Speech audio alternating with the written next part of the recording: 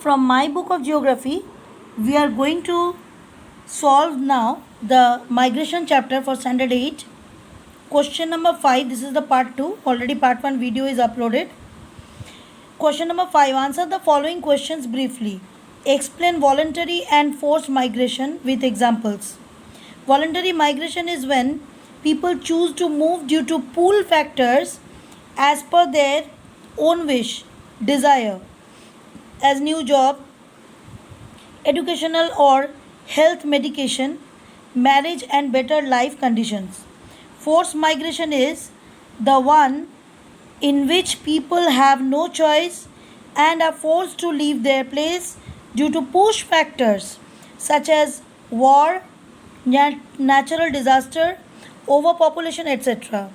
Bangladeshi, Palestinian, Afghan, Tibetan refugees in recent years are examples of these who faced forced migration.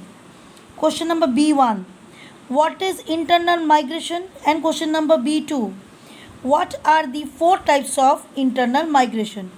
Internal migration is what? When people are moving interstate or inter-district within a country.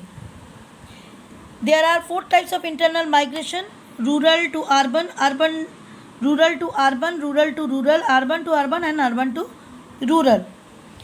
Question number C. This is question number 5C. Enumerate any 3 major impact of migration on socio-economic structure of society. Number 1. The economy of the destination country gets the benefit of better skilled migrants who may become multilingual also. Immigrants help to improve the cultural diversity of the host country.